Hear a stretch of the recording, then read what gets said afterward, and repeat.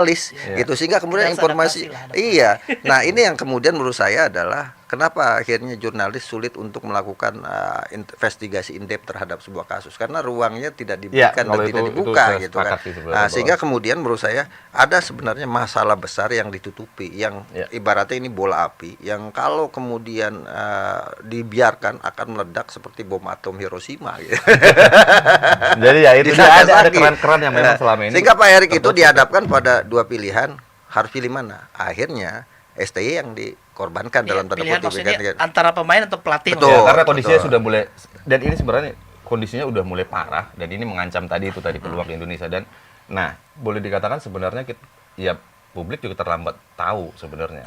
Karena atau memang publik nggak perlu tahu kali ya bagaimana? Ya maksudnya dalam artian kalau memang dari awal itu udah. Tapi publik harus tahu karena netizen kita ini luar biasa. Masalahnya rasa ingin tahunya tinggi kan. Nah, masalahnya di tengah pomok lah istilahnya. Kalau perlu bisa lebih dulu tahunya gitu. Netizen sekarang ketika informasi itu nggak dikeluarkan lewat media-media yang memang mainstream lah, itu akan liar karena semua orang punya versi masing-masing gitu. Betul. Dan masalahnya adalah ketika dulu mungkin saat si Akmal juga di lapangan, Bro Akmal di lapangan juga, kita tuh dapat informasi A1 itu dari orang dalam itu ke wartawan gitu loh. Dan itu beredar ke ini, dan akhirnya memang kita pertanggungjawabkan kebenaran. Nah, kalau ini itu ruang itu ditutup. Karena memang banyak sekali orang-orang yang di PSSI nggak tahu mereka punya media atau siapa. Dan ada yang udah pasti punya media, ada Arya Sinulinga yang punya podcast juga kan. Dia wawancara STY di sana. Jadi informasi itu selalu searah. Dan ketika puncaknya tiba, ya ini orang berpikir bahwa STY itu baik-baik aja dari dulu gitu. Nggak ada masalah. Kok tiba-tiba PSSI saat nggak ada angin, nggak ada hujan, pecat. Ini kan yang jadi masalah. Nah, di sini sebenarnya kan ketika kalau keren bahwa kita mengetahui bahwa ternyata iya benar ada masalah. Tapi masalahnya apa sih? Masalahnya apa kan? Tapi gue penasaran deh soal tadi. Misalnya di ruang ganti nih. Ruang ganti kan area sakral buat pelatih, buat komandan, panglima lah di situ dia. Misalnya ada diskusi tadi. Saya lebih cocok di sisi kiri. Sebenarnya diskusinya bukan di ruang ganti. Di luar ruang ganti kan ketika mau pertandingan kan ada ruang-ruang di mana pemain bertemu sama pelatih dalam sebuah pertemuan untuk mengatur strategi. Banyak momen lah, banyak momen. Kalau gitu secara objektif nih, melihat ada kondisi diskusi semacam itu atau perdebatan lebih keras antara pelatih dan pemain, itu normal nggak sih? Misal pemain menyampaikan kayak gue nggak cocok di sebelah sini. Normal. Untuk budaya-budaya orang Eropa itu normal. Nah, sebagai pelatih beda sama orang Indonesia. Kalau orang Indonesia kan sami'na wa ata'na. Ya kan? Indonesia karena kita budaya timur kan. Apa kata pelatih kita iya. Tapi respon STY gitu secara profesional dibenarkan nggak misalnya? Kan misalnya kalau ikut perintah gue dong gitu. Ya dibenarkan ketika dia mengambil itu. Ada di pelatih karena segala sesuatu ada di pelatih, tapi kan kemungkinan ketika kemudian ruang diskusi kan ini kan istilahnya aja locker room istilah saja gitu kan. Ketika memang nggak akan ada diskusi, orang kita istirahat cuma 15 menit gitu kan. Yang ada ruang diskusi itu sebenarnya setelah pasca pertandingan.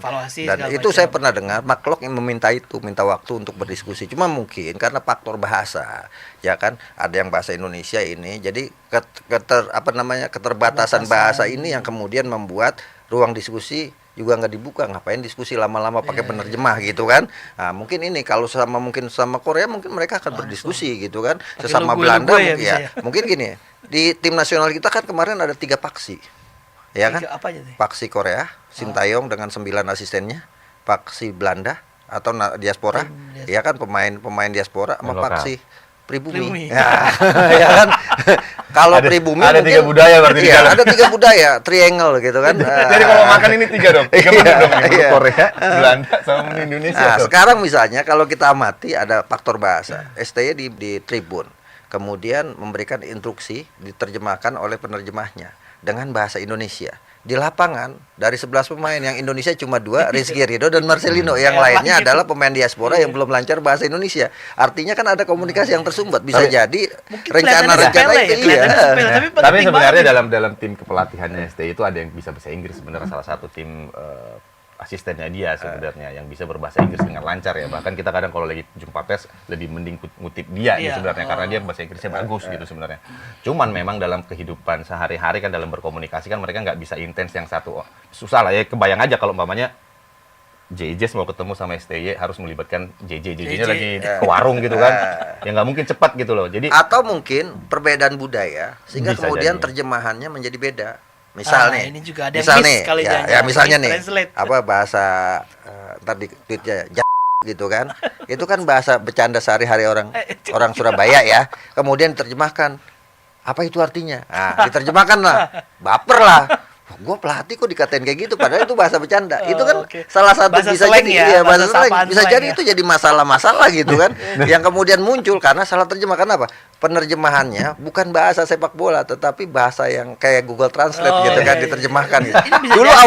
awal-awal ketika pelatih Sintayong melatih, itu banyak pemain yang marah ketika dibilang kedebong pisang. Oh iya? Iya kan gini, bodoh kamu. Kenapa keluar apa? kata bau? Iya, itu kiper kata makian maksudnya. Iya, artinya istilahnya bahasanya adalah kiper kok refleksnya nggak ada kayak gedebong pisang. Oh. Diterjemahkan secara letterlek kan Pakai gitu diplek kan. gitu ya. Kalau kita kan misalnya kalau kita orang bola misalnya ya mana refleksnya? Ah gitu kan, kedebong pisangnya jangan disebut. Masih kaku aja kayak Iya kanebo kering. Iya, itu gitu kan. Iya, iya. Itu awal-awal komunikasi awal seperti itu. Ya mungkin ada yang kemudian jadi masalah dan sebagainya. Baper. Iya, Ya, baper ya, dan ya. sebagainya. Tapi kan memang ya itulah ya. Iya. Itu dia yang memang saat ini kan nggak terkonfirmasi sebenarnya masalah dinamikanya itu apa sih dari sisi STY itu sebenarnya seperti apa sih? Atau mungkin memang dia memang harus mengungkapkan bahwa memang gaya pelatihan gue kayak gini, aku nggak mau sama karena kan Soal gaya ya, iya, karakter. gaya gue gitu. Tapi nggak ada gitu, maksudnya nggak ada arah ke arah situ. Jadi akhirnya orang itu nggak menatap ini secara clear gitu bahwa ini oke, PSSI selalu mengatakan bahwa oke lah kita tinggalkan yang lama, kita beralih ke tempat baru. Kan nggak bisa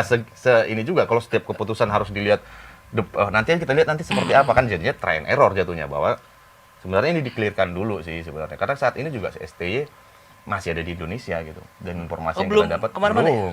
belum dan informasi yang kita dapat Tapi sebenarnya keputusan ini Erick Thohir mengambil beresiko. Bahkan Ya. kalau saya menyimpulkan Erick Thohir sedang menyelamatkan STY. Apa ngeliat apa, Mas? Iya, kenapa? STY kan meninggalkan tim nasional Indonesia sedang bagus-bagus yang menang lawan Arab Saudi. Walaupun ada cerita-cerita di balik Ya, itu oke. sebenarnya kemenangan itu bukan karena strategi STY tapi Pokoknya karena hasilnya perkumpulan menang, pemain. ya. Tapi hasilnya menang. Menang. Artinya ke depan ini tugas berat Patrick Kluivert gitu kan. Ya. Ketika menang ya wajar menang karena itu peninggalan STY. Hmm. Iya kan? Tapi kalau kalah enak zamanku toh. Gitu kan?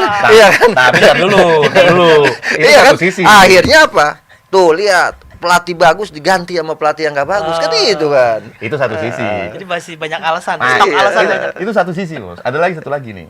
Bahwa mengatakan bahwa memang ini waktunya bahwa Erick Thohir itu memecat STY karena memang dari awal bukan pilihannya Eto. Kenapa waktunya sekarang? Karena Oh, Indonesia peninggalan Iwan Bule ya? Tuan bule.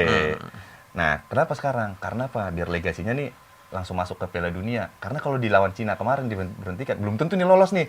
Nah, jadi kemarin boleh dikatakan waktu lawan Arab Saudi Indonesia menang. STY gali kuburnya sendiri sebenarnya. Jadi karena Indonesia udah dihitung nih sama PSSI bahwa wah ini kita udah lolos nih sebenarnya menang bisa menang 2 di kandang Bisa, aja sebenarnya 3-4 udah target udah dapat Tabungan nih. ya, tabungan. Ini waktunya Poin. kita nyelesain STY sehingga apapun pilihannya ke depan ini akan berhasil. Nah, itu ada makanya ada versi-versi yang berbeda nih sekarang nih tentang di balik pemecatannya STY. Tapi menurutku sebenarnya yang paling urgent dari pemecatan STY adalah orang juga harus tahu sebenarnya itu masalah apa sebenarnya. Apakah itu memang masalah yang diadakan? Karena gini, respon daripada hampir seluruh pemain diaspora atau pemain naturalisasi saat STY dipecat itu boleh dikatakan bukan diaspora lah, seluruh pemain itu hangat gitu loh melepas Sintayong. Beda halnya kalau Husnul Khotimah lah ya. iya, maksudnya mereka itu membagikan momen saat bersama Sintayong dan segala macam. Agak kurang masuk akal ketika ada beberapa orang yang memang dianggap memang berseberangan dengan Sintayong Iya, iya. dengan ucapan perpisahan seperti Tonnya itu. bagus, positif. Tonnya bagus. Karena kita lihatlah beberapa kejadian-kejadian sebelumnya ketika ada pemain yang berselisih dengan pelatih di dalam satu klub, Cristiano Ronaldo dengan Erik Ten Hag dan Panjang segala itu macam. berantemnya. Pasti nggak akan ada ucapan perpisahan Oke. yang sangat hangat gitu loh. Itu udah pasti gitu. Maksudnya itu- dilepas. Nah, ini dilepas dengan hangat. Nah, makanya sebenarnya ini apakah memang separah itukah komunikasi yang rusak itu di dalam dengan pemain-pemainnya atau memang ini akan jadi bom waktu buat Patrick Kluivert bahwa di dalam itu ada pemain-pemain yang mungkin jadi anak emas nantinya gitu loh. Tapi setidaknya ada 2 alasan tadi dari PSSI official kan. Ofisialnya itu Komunikasi dan strategi. strategi. ofisial di satu sisi tapi ofisial di satu sisi. Tapi sengaja itu kan alasannya. Ya, ya, kita ya. kita Ya harus sekarang terima ini, itu, kan. sekarang yang simpel aja. Ketika saya menyampaikan itu nggak ada yang bantah dari PSSI. Ya kan? Iya, iya. Kalau itu adalah bualan dan sebagainya pasti dibantah. Ya kan? Tapi kalau kemudian ada pemain yang kemudian didoxing, dibully dan sebagainya, kemudian menyampaikan pernyataan bahwa itu semua fitnah, saya pikir wajar. Itu hanya dengan cara dia begitu, dia bisa selamat dari pembulian dan perundungan gitu kan. Dan saya pikir ini nggak sehat gitu. Nanti suatu saat pemain-pemain bermasalah selalu dibully. Kita Bisa banyak kena siapa aja itu. siapa aja pasti Kapan dibully aja. gitu kan. Menurut saya Ya. argumentatif saja, pasti pemain mau dikritik gitu kan. Mas Lino juga gitu iya ya. bukan Hari berarti dibully, misalnya besok sekarang pahlawan. pergantian pelatih masalah selesai. Justru masalah yang akan dihadapi oleh Jauh Patrick lebih berat. Kluivert itu lebih berat. Iya. Yang Kenapa lebih ada 5 bom waktu yang sewaktu-waktu meledak di Patrick Stephen Pertama, Kluivert. Yang pertama, dia harus segera memahami karakter budaya Indonesia dulu gitu kan. Jangan sampai kasus masa lalu terjadi Terulang. lagi gitu kan, terulang lagi gitu kan. Terulang dengan faksi yang berbeda ya. Iya, dengan cara yang berbeda. Yang kedua, dia harus bisa menjamin tidak ada klaster-klaster lagi. Jangan sampai ntar Patrick Kluivert muncul, dia memprioritaskan diaspora mulu, bahkan markas timnas nanti di Belanda kan, karena rata-rata orang Belanda, gitu kan? Iya kan? Sehingga kemudian tidak memberikan perhatian kepada Kantor PSSI tidak. akan jadi problem itu kan? Akan jadi Bisa problem. jadi ya, kita Iya. Kedua, Oke, ketiga. ketiga Sintayong tuh harus belajar bahasa Indonesia. Kluivert. Patrick Kluivert harus Sayang belajar banget sih. bahasa Indonesia gitu kan, agar kemudian bisa Mau nggak mau memahami nih ya. mau nggak mau selain bahasa ya Jangan sampai budaya keluar juga kata gitu kan. gerbong pisang atau yang Betul. tadi ya. Nah, yang ketiga, Empat. yang keempat ya tantangannya di 2 pertandingan awal. Kalau kemudian hasilnya buruk pasti Ya. dia akan jadi bom Benar, waktu ini buat kita- Patrick Kluivert gitu kan. Australia nih ini ya, pertaruhan sekali. Betul, karena Australia bukan lawan enteng, Bahrain juga bukan lawan enteng karena baru saja menjadi juara Piala Teluk dia kan. Iya. Nah, yang terakhir yang menurut saya menjadi beban buat Patrick Kluivert yang bisa meledak sewaktu-waktu, dia harus keluar dari bayang-bayang Sintayong, gitu kan. Sama halnya dengan pelatih Manchester United yang nggak pernah sukses karena berada di bawah bayang-bayang Alex Ferguson, ya kan? Atau pelatih Arsenal yang tidak pernah sukses karena di bawah bayang-bayang Arsene Wenger gitu. Dan itu yang ini. Kalau dia bisa keluar dari bayang-bayang Sintayong, maka Itu Patrick ini. Kluivert akan sukses walaupun kehadirannya di Indonesia banyak diragukan banyak pihak karena CV-nya tidak bagus. Ya. Ya kan? Ah. Tidak punya pengalaman, bahkan tim-tim yang dilatih juga prestasinya tidak bagus-bagus banget Tapi gitu kan. sebagai pemain kan dia Ah. track recordnya oke ya. Betul, track recordnya Timnas. bagus dan Wimbledon juga sebagai sebagainya. pemain oke dulu. Iya. Wimis. Tapi kan sekarang gini. Tapi sebagai asisten pelatih bukannya prestasi bagus. Ya, inilah kebiasaan kita, HRD kita yang selalu melihat dari CV. ya. HRD. HRD. Iya kan? Kenapa? HRD timnas dong. Iya. HRD timnas. Enggak, kita semua kan Oke, melihat oke. orang dari CV. Iya. Sekarang kan orang kan enggak ada yang bisa tahu hokinya Iya. sejauh mana gitu kan. Dibedakin CV itu. Iya kan? Tetep. Sekarang oke, kalau kita lihat CV sukses, contoh Frank Rijkaard, betapa luar biasanya sukses Iya, Rijkaard. bersama bersama Barcelona. Pegang Arab Saudi bapuk tuh. Iya. Ya kan gagal. Roberto Mancini luar biasa bersama Italia. klub-klub Iya. di Manchester City, di Inter Milan, bahkan bersama Italia. Italia juara. Juara. CV-nya bagus. Pegang Arab Saudi bapuk juga. Dipecat lagi, ya kan? Contoh yang paling gampang nih di depan kita nih buat fans-fansnya Manchester United nih kita. Erik ten Hag bersama Ajax luar biasa. Giliran di Manchester United nggak bisa apa-apa tuh. Terakhir Amorim, Sporting luar biasa. Di Manchester United juga nggak bisa apa-apa. Artinya apa? Artinya? Kurikulum vitae itu tidak kemudian menjamin dia akan sukses. Begitu juga orang yang belum punya kurikulum vitae kesuksesan belum berarti di sini tidak sukses. Jadi Barangkali semuanya aja ini. hokinya ada di sini. Nah, pakai bahasa hoki biar rame kan, bahasa saya Iya. itu hoki rame itu.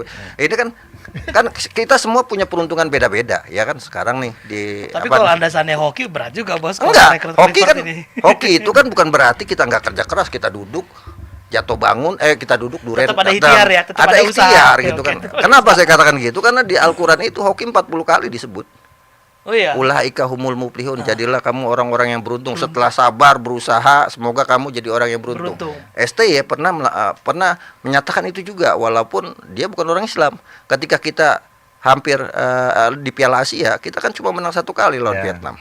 Iya kan? Kita lawan 1 kali loh lawan Vietnam, Statistiknya menang, kita lolos kalah lawan Irak, kalah lawan Jepang. Tapi kemudian Oman melawan Kirgistan imbang, kalau salah satunya menang kita nggak lolos. Kemudian Sintayong bilang apa? Ini berkat bantuan Tuhan dan ini keberuntungan. Ya kan? Karena kalau salah satunya menang nggak lolos gitu kan. Nah, ketika kemudian kita mau melawan Arab Saudi, Sintayong melakukan itu gitu kan. Yang muslim silakan berangkat umroh gitu kan. Barangkali berdoa di sana semoga kita mendapatkan keberuntungan melawan Arab Saudi. Kita bisa imbang gitu. Religius juga dia. Iya. Berarti- Artinya apa? Artinya gini. kita kerja keras, tapi keberuntungan kan bisa jadi. Garis tangan kan kita nggak ada yang tahu, ya kan? Artinya apa? Artinya gini, ketika kita menang tanding imbang Arab Saudi di Arab Saudi gitu kan, untungnya orang Arab Saudi nggak umroh. Kalau umroh dia menang. Gitu ya.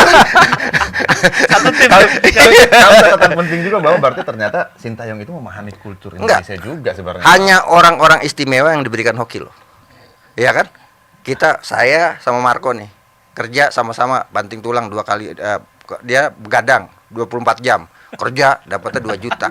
Saya cuma 2 jam bisa dapat 20 juta. Tuh. Itu kan salah, iya salah kan? profesi. Iya kan? Itu hoki keberuntungan dan itu Gue yang salah tempat kan. iya, enggak artinya kan keberuntungan itu kan bisa jadi. Iya. Oke. Patrick Kluivert tidak beruntung ketika dia menangani Kurakau, ketika dia menangani menjadi asisten di Kamerun bersama Clarence Seedorf. Tapi bisa jadi dia beruntung di sini. Dia juga nggak Ya kan? beruntung. Bisa juga ya siapa yang bisa Tapi memprediksi? secara objektif aja nih ya, dari materi dia ya, CV, materi, track record, seberapa optimis lah. Iya, nah, sebelum ke sana aku coba mau kasih pandangan dulu yang dari luar Indonesia dulu lah. Maksudnya kita di Indonesia udah punya pandangan, ada beberapa teman yang dari Korea gitu memandang sebenarnya pemecatan STY itu mengejutkan, iya, tapi itu hal yang biasa, iya. Cuman yang mereka takutkan adalah kenapa Patrick Kluivert. Ini ada satu dari Korea, yang satu dari Jepang, ada wartawan Jepang udah 12 kali Piala Dunia ngomong ke saya, kenapa harus Patrick Kluivert? Mereka Kenapa dia? karena Tone memang- negatif banget. Ya karena memang track recordnya nggak ada tadi.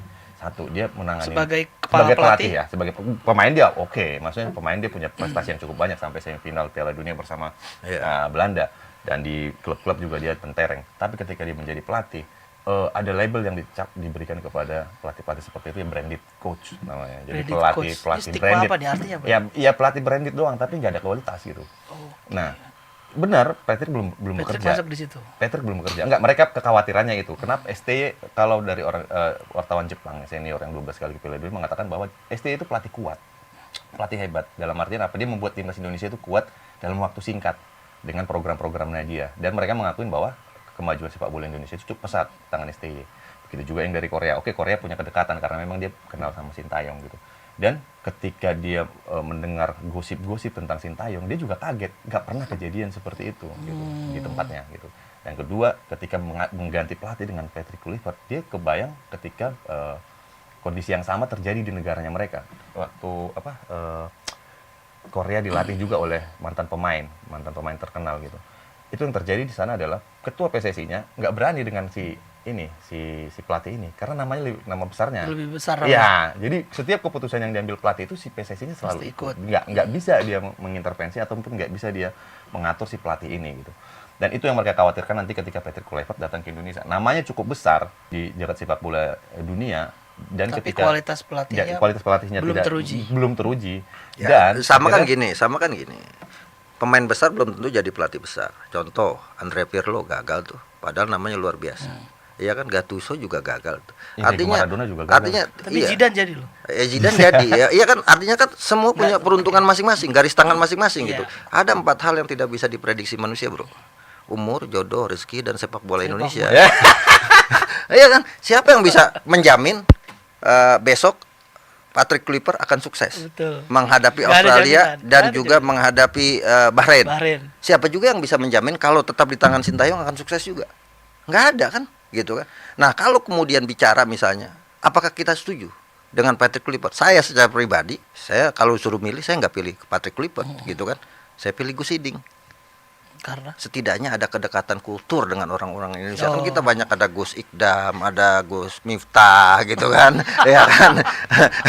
ini punya pondok deh. Iya kan. Gus Hiding Satu punya itu, pondok. yang kedua kebetulan saya itu punya pengalaman sama Gus Hiding waktu 2008 saya liput Piala Eropa di sana. Gus Hiding itu menguasai 25 bahasa. Artinya kalau panggil Gus Hiding mungkin akan tidak ada masalah dengan bahasa nantinya. Termasuk gitu kan. Indonesia. Waktu itu kan saya antre itu ketika dia latih Rusia semifinal tuh sama dia. Tanya, dari mana Rusia pakai jawab bahasa Rusia, dari mana Inggris jawab pakai bahasa Inggris, dari mana Italia jawab pakai bahasa Italia, Wah, dari mana dari Belanda jawab pakai bahasa Belanda, dari Spanyol jawab pakai bahasa Spanyol, dari Jepang jawab pakai Jepang. Ujung sini wartawan Indonesia, dari mana Indonesia. Waduh, saya belum pernah melatih Indonesia. Jadi pakai bahasa Inggris saja gitu kan. Tapi artinya dia setiap melatih sebuah tim mempelajari Dia bahasanya. mempelajari kultur lokal, Dan Gus bahasanya. Hiding punya kurikulum vitae yang bagus, misalnya mengantarkan Korea Selatan runner up semifinalis Piala Dunia 2002 Oh, yang gitu. itu. Yang Tapi kan itu kontroversial. kan maunya kita gitu kan. Kan tidak semua kemauan kita bisa bisa Akomodir dipenuhi, lagi, diakomodir. Artinya PSSI pasti punya alasan khusus Ya. kenapa memilih Patrick Kluivert dengan timnya. Karena Patrick Kluivert tidak akan bekerja sendiri. Mungkin Patrick Kluivert ditaruh di situ untuk wibawanya sebagai pemain legenda. Sehingga kemudian diaspora kita segan. Pemain bola kita ini terinspirasi, wah, Kluivert loh, gitu kan. Kalau Satu. hanya sekedar itu simbolis, Satu, artinya ini saya mau autopilot jelasin nih. dulu. Saya jelasin dulu. Kemudian dia ambil Dani Lazat sebagai asistennya. Oke. Nah, Dani Sama Lazat Alex ini Paxel. akan diajak sebagai perantara komunikasi karena Dani Lazat pinter bahasa Indonesia. Oh, Udah bisa bahasa jago Indonesia bahasa gitu kan. Ajar ya. Dia kan punya darah Maluku juga. Walaupun kemarin rame nih sekarang dia pernah RMS tuh katanya kan ya kan yang postingannya dibuang gitu kan. Artinya ketika dia dulu mendukung misalnya artinya dia punya keterikatan dengan Indonesia juga sejatinya walaupun dalam sisi yang negatif.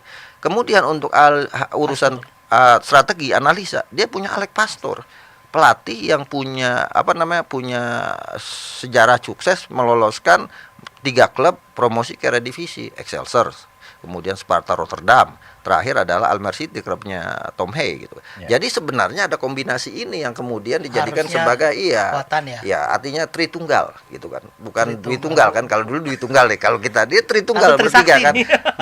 mungkin five tunggal nanti kan ada 2 lagi Dua dari lagi. Indonesia Oh, oke, gitu kan. benar-benar. Yang pasti adalah Patrick Kluivert tidak boleh mengulangi kesalahan-kesalahan masa lalu. Mempertahankan yang bagus iya, yang kemudian problem-problem masa lalu jangan diulang lagi gitu kan, sehingga kemudian tim nasional kita berprogres lebih baik gitu. Kita harus mulai dari keraguan, karena biasanya dengan ragu akan lebih mudah. Sama halnya Sintayong ketika menangani tim nasional Indonesia dalam kondisi yang sebenarnya enak. Kenapa? Kita dari peringkat 179, sehingga yang dikenang adalah Sintayong angkat nih sampai 130 gitu. Lain kalau kita melatih misalnya dari peringkat 1 turun, Itu lebih berat lagi tuh. berat Itu lebih gitu kan. Nah, mempertahankan memang iya, lebih berat. iya, makanya karena itu saya katakan bahwa Kluivert ini punya potensi